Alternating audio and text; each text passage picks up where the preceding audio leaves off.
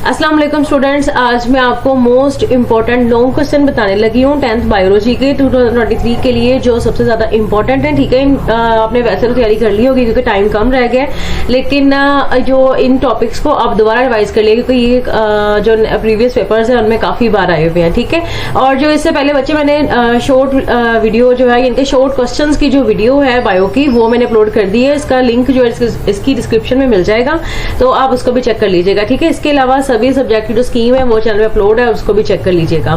तो chapter number 11 की तरफ आते हैं। 10th से तो आपको पता है लॉन्ग क्वेश्चन को आना नहीं है। चैप्टर नंबर 11 पे आज चैप्टर नंबर 11 में है the osmo regulation function of the kidney.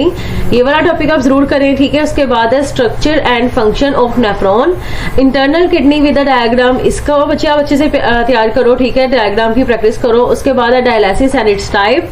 ठीक है, और आपको पता है 4 नंबर का एक लॉन्ग क्वेश्चन होता है, तो आप आसानी से इसको कर सकते हो। अगर आप 6 से 7 या 8 लाइन तक भी कर लो ना, एक छोटा सा पैराग्राफ टाइप तो कर लो, 4 नंबर आपको इजीली मिल जाएंगे।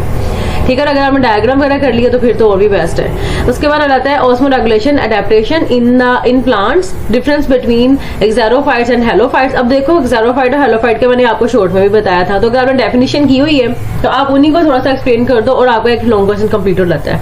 एक तरह का आप शॉर्ट क्वेश्चन की तैयारी पहले करें, उसके बाद ये लॉन्ग क्वेश्चन वाला टॉपिक करें। Difference between hydrophytes and xerophyte. अब हेड्रोफाइट और ज़ेरोफाइट को भी मैंने कहा हुआ था। ठीक है ना, तो अगर आप इनकी डेफिनेशंस कर लोगे, थोड़ा सा इनके अबाउट कर लोगे, और दोनों का आपका इजीली इनका डिफरेंस जो है वो भी आप लिख सकते हो। उसके बाद आ जाते हैं चैप्टर नंबर 12 की तरह। चैप्टर नंबर 12 में आ जाते हैं right a note on the neuron with the diagram.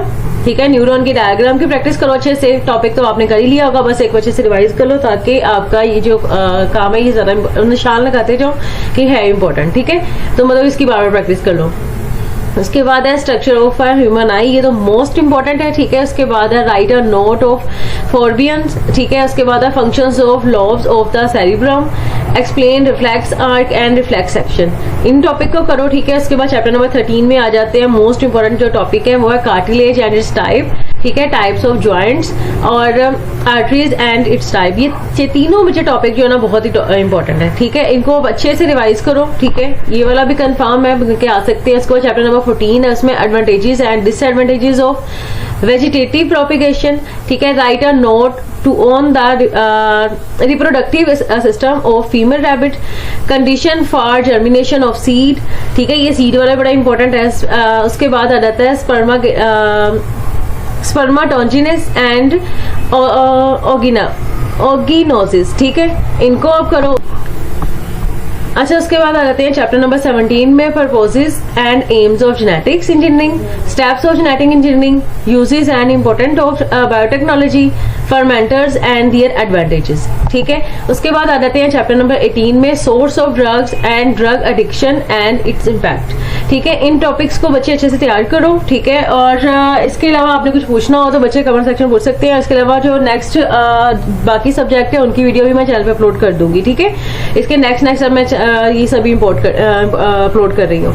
और इसके अलावा बच्चे अगर अभी तक आपने चैनल को सब्सक्राइब नहीं किया तो सब्सक्राइब कर दीजिएगा। ठीक है, वीडियो को लाइक कीजिएगा, शेयर कीजिएगा और दुआ में याद रखिएगा। मिलती हूँ नेक्स्ट वीडियो में। अल्लाह हाफिज।